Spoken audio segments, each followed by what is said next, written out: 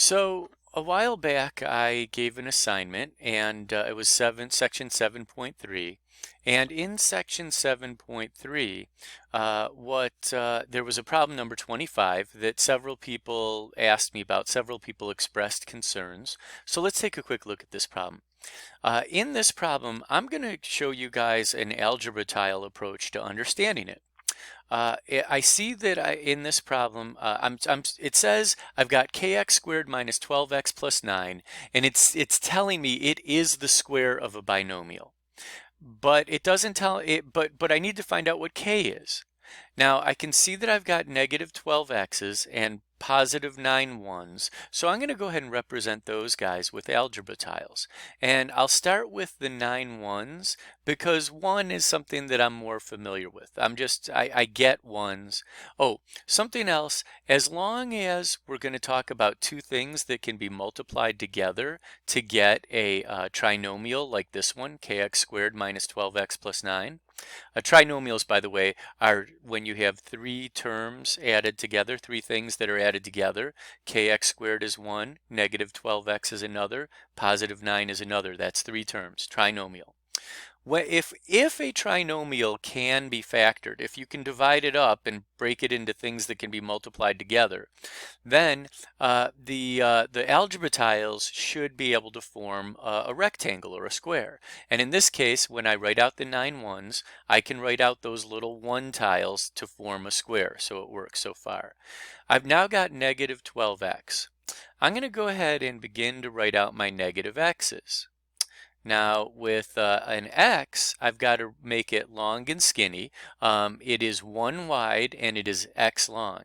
And in this case, I'm going to put a little negative sign in the middle of each to represent the idea that they're negative x's. And the ones without any sign, those are positive ones. So anyways, I'm going to keep writing as many negative x's as I can. And I will admit to you that there is no perfect way to get started on this. I recommend just starting to draw a picture and then do the best you can to try to reason out what that picture should look like. In this case, I realized that I wanted to make a rectangle. And so I'm going to put down the ones and the x's in such a way where they always form a rectangle. Now, I've only got negative 6 x's, and I need negative 6 more. So I'm going to go ahead and put some negative x's over here. And that gets me up to negative 9 x's. And then I guess I'll add some more negative x's over here. And again, remember the goal is to make a rectangle. Now you'll notice that I'm having a problem making a rectangle because I've got some stuff missing here. The good news is I've got all 9 of my 1's and I've got all 12 of my negative x's. But what I'm missing is the x squareds. And from this picture, I can see how many I'm missing.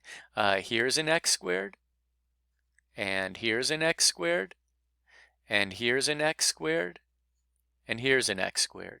That looks to me like I'm missing 4 x squareds.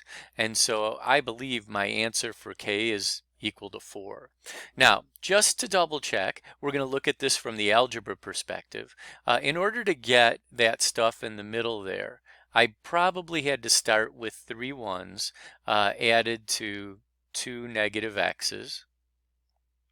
That's what I'm assuming. Again, you just play around with it to get a feel for it. Over here, I probably also multiplied 3 1's times a couple of negative x's. There we go. And if I wrote everything correctly, this negative x times this negative x gets me a positive x squared. Negative x times negative x gets me a positive x squared. Negative x times 1 gets me a negative x. And 1 times, let's see here, 1 times this negative x gets me negative x here. 1 times this negative x gets me this negative x. It looks to me like everything works. Now, what does this stuff on the side mean? It means that I must have negative 2x plus 3 being multiplied by negative 2x plus 3. Notice it tells me that this is the square of a binomial.